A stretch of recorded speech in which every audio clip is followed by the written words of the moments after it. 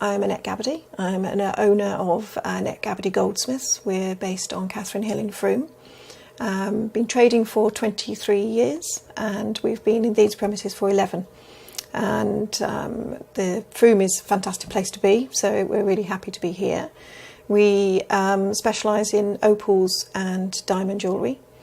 And I do mainly bespoke work, so mainly one-off pieces working directly with the customer. So I'm a designer goldsmith, which, but I have, naturally people can see visually that there is a little bit of a difference about me. I don't have fingers, which most people would expect a goldsmith to have.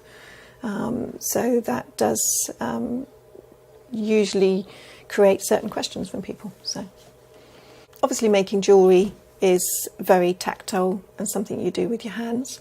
I do find that people usually have that usual question of how do you manage and how do you manage to create jewellery, let alone the day-to-day things as well.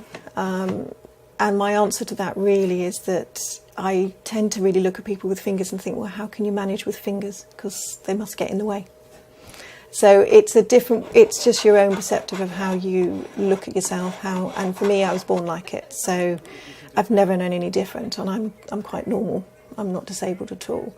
But I do appreciate people are fascinated by me being able to create something and just get on, really.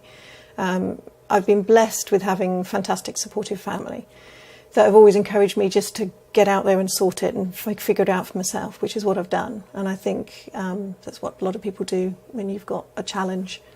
And lots of people have challenges of different types, and mine is, I suppose, my hands, but I don't really see them as a challenge. It's just what they are. Over the years, I've learnt to adapt tools. I don't use anything special. I don't have specially equipped tools, but I've adapted them myself. This is a strap that I use that actually was made for knife and fork, for my dinner strap as I call it, but I don't use it for that. And it's just handy for putting files into and different things so I can hold them, and it gives my other hand free to support the work. Bench vise. Not many jewellers have a milling vise on their bench. It's not the normal tool, but it is a normal tool for lots of engineers, so they're usually fascinated when they come in and see a milling vise sitting there.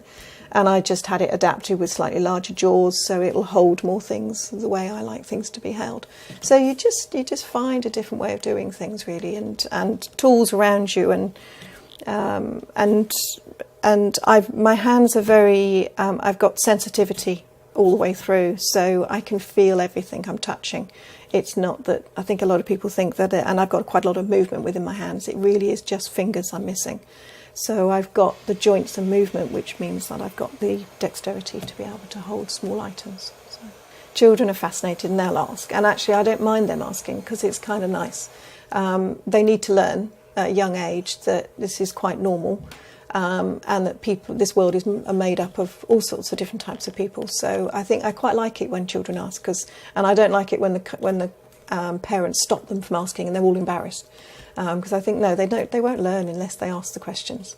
But adults, sometimes I think they should think a little more before they speak. But generally, people tend to know me anyway, and I think people see my work first, and then they see me, and then they put two and two together quite quick and think, well, she can make this, so it's not really a question. So I don't get that many people asking me, not nowadays.